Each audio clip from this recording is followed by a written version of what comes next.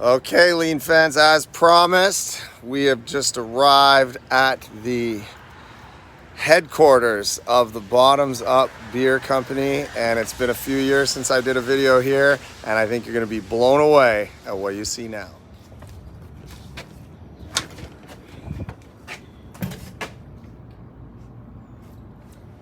Hi, I'm Josh. I'm the CEO and founder, inventor of the Bottoms Up draft beer system, the draft beer system that magically fills through the bottom of the cup or the glass or the pitcher or the pint or whatever it is. We fill them all. Unfortunately, I don't have beer on tap here in the office. That's not normal, but we do have water on tap, which is something else you can do with Bottoms Up. It's very, very cool. Check this out. It also fills water through the bottom of the vessel. To do Gatorade, to do really whatever you want. Stops on its own. Got some spicy water. Brad was nice enough to point out that we might need to explain why it's important, or why someone would want to fill a glass through the bottom. No-brainer, such a no-brainer to me. I forget I needed to explain it, I guess. So check this out, watch. This is the number one benefit. Like normally I have to pour a beer. I'd be standing here pouring the beer. But now the beer's gonna fill itself, and I can walk away. I can go do something else. I can make a drink. I can fill another beer. I can get your check. I can get on Facebook and scroll for a minute. Whatever. I'm not pouring beer. It's pouring itself. Then it also does it waste-free. So it's gonna fill it up. It's not normally there's foam everywhere. That's just the way it is with pouring a beer. It's foam. You deal with it. That's just the way it's been. It doesn't have to be that way. No more foam. That's alcohol abuse, right? And then lastly, what makes the cup work is this little magnet in the bottom. See, that's a U. It's an alphabet. So there's a whole bunch of letters in the alphabet. 26, I think, right? How did I get another N? Or another U? There we go. T. So we could spell. If we had a C. Stop there. Okay. Stop there. So that's my favorite part of it, is that you can do all kinds of fun stuff. You can put we have some bar patrons. I don't remember where they are, but they buy magnets from us to take to their watering hole. So like of their buddy, like they play jokes on each other on the magnet. We have restaurants that do games. So like if you spell every month they change the word. If you spell the word of the month, you get a free appetizer. You get a beer. You get whatever. You can do all kinds of awesome stuff on it. It's really cool. Cool. You're gonna start the video at my favorite place in the Bottoms Up Museum, and that's to show you the progression of what Bottoms Up is. It's just so cool. So right here is the very first Bottoms Up prototype where Josh thought, hey, I'm gonna fill beer from the bottom of a cup. And then we scan around to prototypes. I mean, this is just so reminiscent of what we do at our factory as well, with all of this old stuff. And you can see, I mean, the progression of all of the parts that he has to make and the electrical components. Just so cool. And you see this stuff and you're like, oh yeah, those are things you buy somewhere. Well, not Josh. He makes it all here in his factory. And then here's one of the original Bottoms Up prototypes. I just love it. Now Josh has one of the craziest, coolest, unique cultures I've ever seen at anywhere, and all you have to do is walk through the offices. Let me flip the camera around. I mean, this might not be for everybody, so yeah, your discretion if you want to keep watching. Who knows what we're gonna stumble across? But it's just so cool to see everybody's little take on their work cell.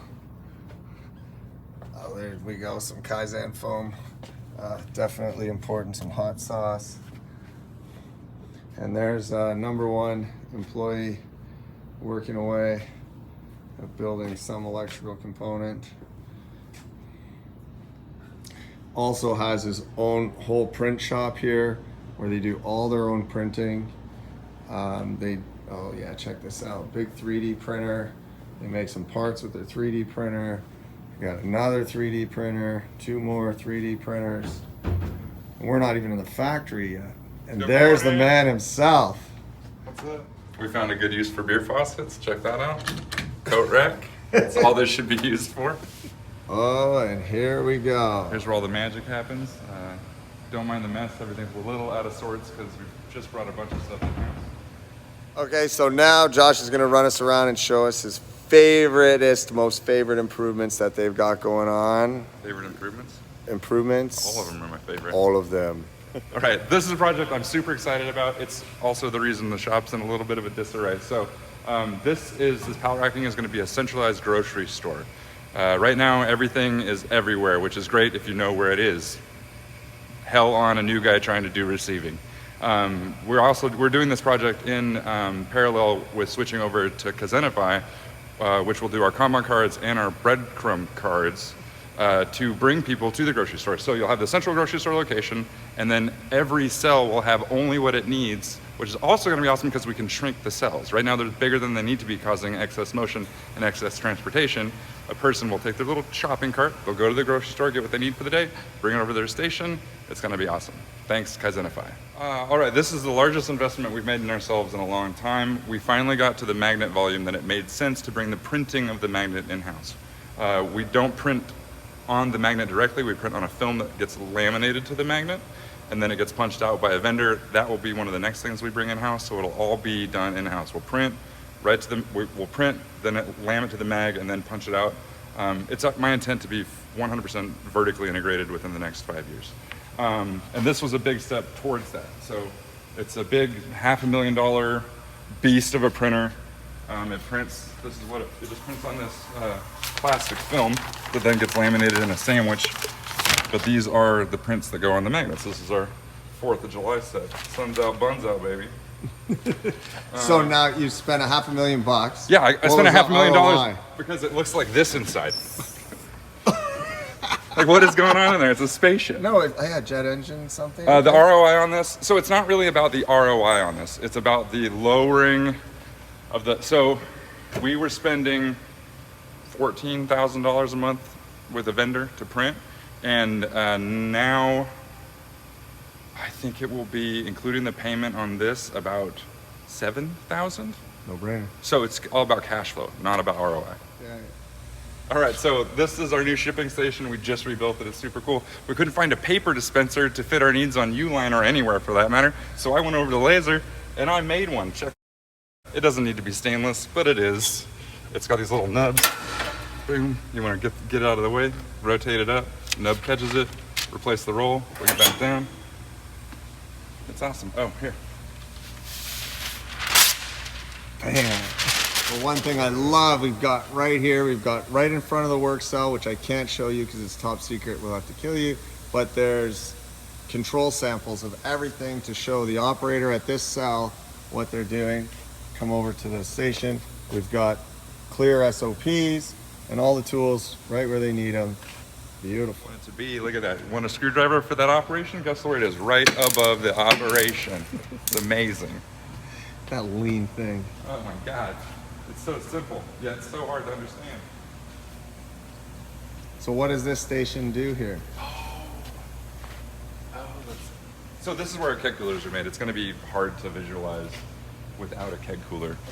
But we have a partnership with a company called Micromatic. We take their back bar coolers and turn them into bottoms-up kegerators, essentially.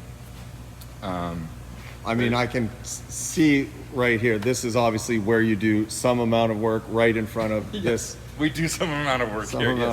They get temperature tested there. They get rolled into here. So what this is, oh, there's too many, a lot of improvements have happened here in the last year. This is one of my favorites. So there's a company called Pearson Work Holding, which you guys may be familiar with. They are also of the Lean Brethren.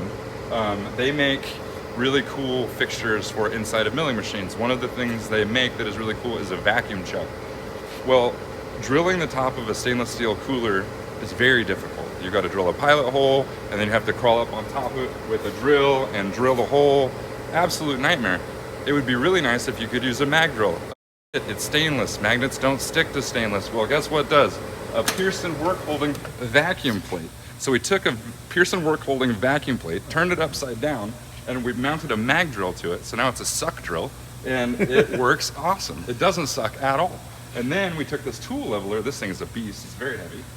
Took this tool leveler, found it on eBay for like a fraction of the price of a new one, built this little boom arm, and now a child could move this to wherever they want and drill a hole in a fraction of the time that it used to take by a skilled person. So there is no keg cooler on the line, so this is one of my favorite improvements, and I just have to show you. So when you put a dispenser into the hole of the cooler, you have the silicone around it.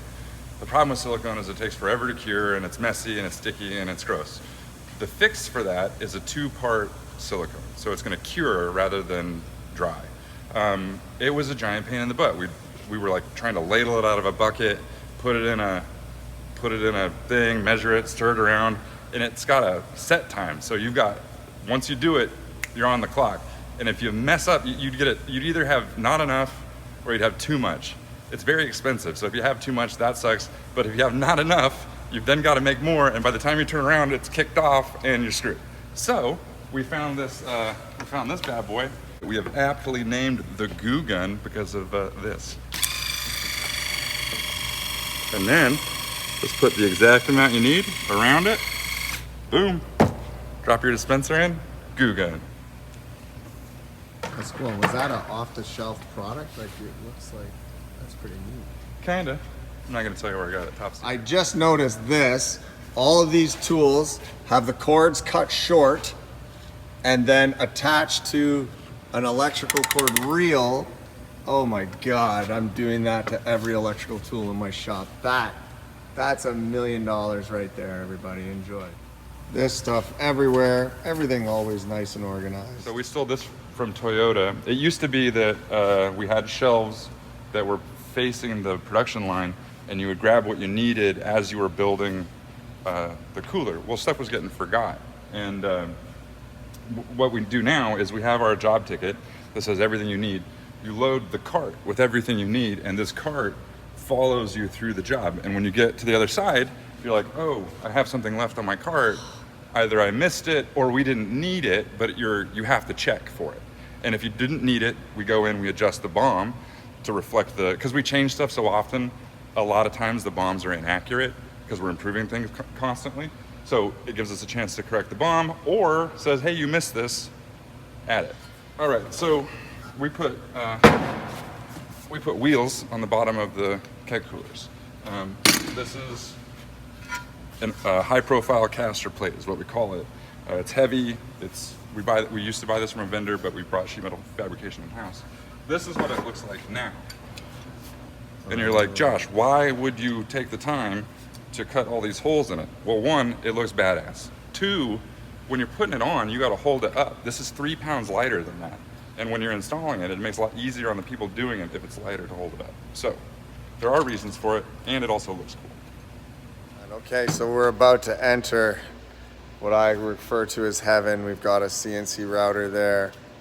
We've got... This is my playground. This is the playground. They've got the big brake press there, and then the laser cutter over there. Oh boy, here we go. Oh, this little baby right here. Laser cutter. It's on my short list. This is very reminiscent of the tour at Yellow Tools, where they have the full-on wood shop, metal shop, sign shop, and they can just do anything at the drop of a hat. How cool is that? I know one of the things that's so important to Josh is speed and the ability to make something, create something, prototype something in a matter of seconds. Just puts him so far ahead of his competitors. Okay, Mr. Josh, you've been doing lean for as long as I remember, and I wish we could show more stuff in your factory, but it's also proprietary. We couldn't. So what would your advice be for someone either just starting out, or your number one piece of lean advice to anyone? Oh my God. Yeah, where do I start that? Yeah. Batches, no. Stop. Go work for somebody else. I don't know.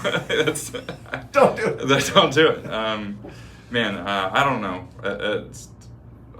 I asked Paul Akers that question, and he said start in the bathroom. So that's where we started. It is so much deeper than that. It is. I don't even know. It's such a hard question to answer. Just start. Good enough is a great place to start. Start with something, and then the next day be a little bit better the next day, do the next thing, and the next day, ask another question, contact somebody that you know is doing lean and ask some dumbass questions, because they're going to be dumbass questions. I look back on it and all man, I mean, I don't know. The most critical things that we do around here that attribute to lean is the continued education aspect, which is, well, first off, we do our morning routine, which is 45 minutes of either improving, 3S'ing. If you can't think of anything to do, just clean something. Like, it's that simple. And then right after that time, we have our morning meeting, and it lasts anywhere from a half hour to 45 minutes. And we have a very structured morning meeting. There's a list of things we run down. We go down every single thing every day. Maybe after this we could go in there and just do a couple of them, run down it. The morning meeting is the most important thing we do every morning. You need a morning meeting. You need a morning meeting. You need a morning meeting. The first morning meeting, it doesn't matter. Just we did the dumbest things in our first morning. Like, we went around and we asked everybody their favorite color so we could learn about each other. The important thing is that you start having that morning meeting, and then it builds on itself.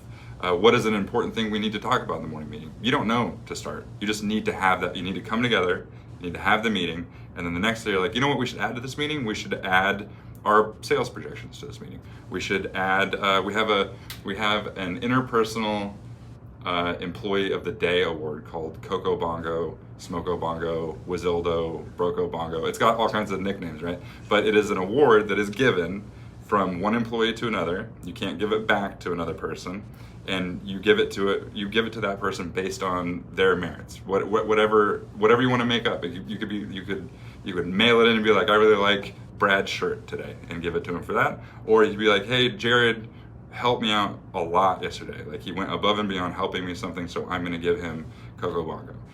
We give a little round of applause. It's a huge honor to get Coco Bongo over a weekend, let alone a holiday weekend, because that means you get it for 3 days, which is pretty cool.